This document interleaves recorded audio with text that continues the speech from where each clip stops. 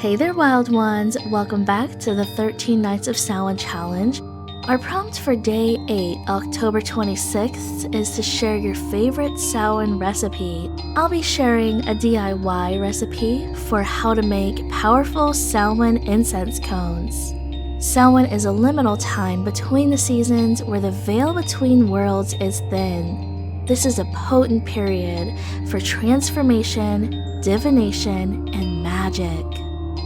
Burning Samhain incense can create a sacred space, amplify your spell work, elevate your rites and rituals, and aid in connections with the spirit world.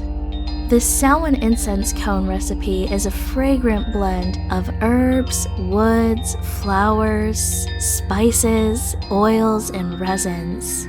I carefully chose each ingredient for their magical properties. It's designed to enhance psychic awareness, purification, protection, spiritual connections, and to carry my intentions through the air on Samhain. Feel free to use my incense recipe as inspiration or to get ideas on formulating your own Samhain incense.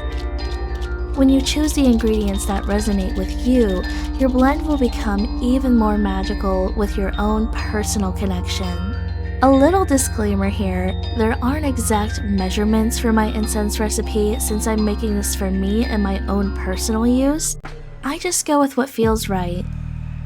The first ingredient we're adding in is star anise. This spice is known to promote psychic awareness, and it aids in purification and protection as well. Next, we're adding wormwood, also known as Artemisia absinthium. This potent plant is associated with divination, psychic awareness, and calling spirits.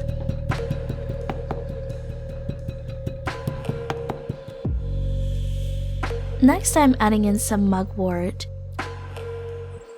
This herb corresponds to protection, psychic awareness, prophetic dreams, and astral travel.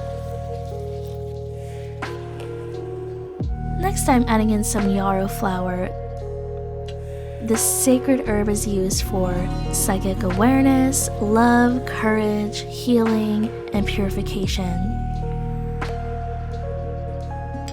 I'm adding eyebright powder, which is a visionary herb promoting psychic awareness and spiritual insight. Next up is ground cinnamon. This warming spice is linked to success, healing, psychic ability, power, protection, prosperity, and love. I'm also adding in some red sandalwood powder.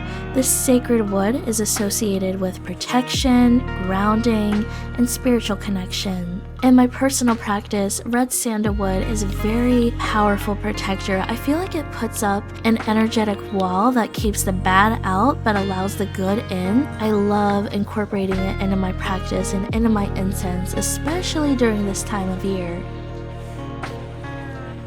I'm adding in some dragon's blood resin. This fiery resin is connected to love, protection, and potency.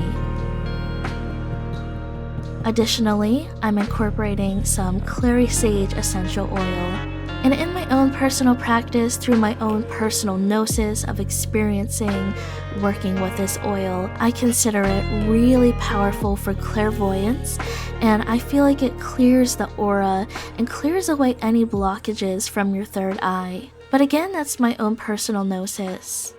I'm also going in with some guar gum. It's a binding agent which is going to keep our incense cones together. If you prefer a loose incense blend, all you have to do is give it a really thorough mix and then store it in a clean, airtight jar, and it's ready to go. Alternatively, you can mold your blend into cones for a more convenient approach.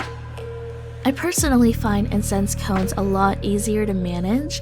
They allow me to focus on my spell work and rituals without having to constantly tend to a charcoal disc. So now I'm going to show you how to make your Samhain incense cones. If you like, feel free to press them into a mold, but they're really easy to make by hand.